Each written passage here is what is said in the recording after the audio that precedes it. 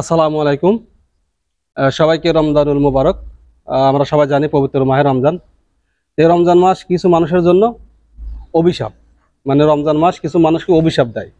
কেন জানেন? আমার কথাগুলো শেষ পর্যন্ত শুনবেন, তাহলে বুঝতে পারবেন। অনেকে হয়তো বলবেন যে ভাই আপনি কি বললেন, যে রমজান মাস মানুষকে অভিশাপ দেয় কীভাবে? তাহলে আমার কথাগুলো শেষ পর্যন্ত শুনবেন।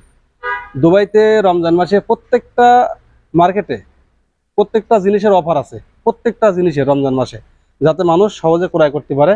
রমজান মাসে তারা একটু ভালো মন্দ খেতে পারে।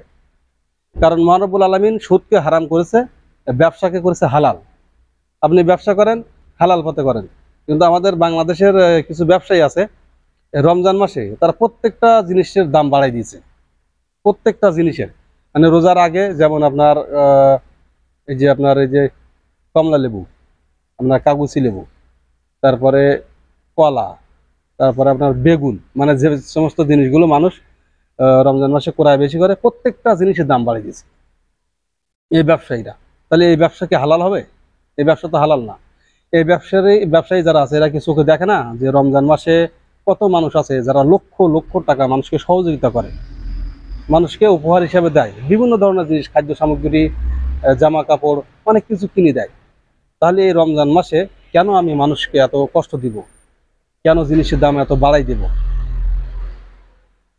এই ব্যবসায়ীরা মনে করে রমজান মাসটা হলো আমাদের জন্য।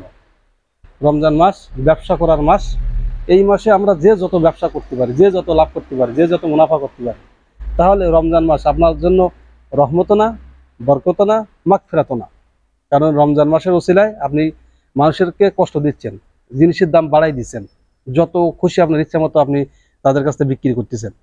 আপনি একবার চিন্তা করতেছেন না যে রমজান মাস আমি অন্য মাসে যেভাবে লাভ করি ও তুলনায় আজকে একটু লাভ কম করি, রমজান মাসে লাভ একটু কম করি, যেহেতু মানুষ সারাদিন রোজা থাকে, একটু যেন বেশি কেনাকাটা করতে পারে, তারা যেন সুস্থভাবে খাতে পারে। আপনি আপনার জায়গা থেকে যতটুকু পারেন একটু কম লাভ করেন, কিন্তু আপনি কি করতেছেন? লাভের পরিমাণটা আর বাড়াই দিচ্ছেন। যে রমজান মাস চলে গেলে আর এত লাভ করা যাবে না, মানুষের এত কষ্ট দেওয়া যাবে না, মানুষ নিতে বাধ্য হবে না। কেন রমজান মাসে আমাদের নিত্য প্রয়োজনীয় জিনিসগুলো আমরা নিতে বাধ্য, তাই না?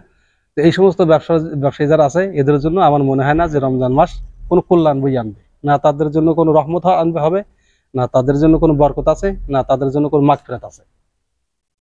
এই যে টাকা পয়সা আপনি এত কামাই করতেছেন রে ভাই, এই টাকা পয়সা আপনি কোথায় নিয়ে যাবেন? আপনি কি বলতে পারবেন যে আমি যখন মারা যাব কিছু টাকা পয়সা আমার কবরে পাঠাই দিও? নিয়ে যাওয়ার তো কোনো ব্যবস্থা নেই। আপনি কারে দিবেন? দেওয়ারও কোনো ব্যবস্থা নেই।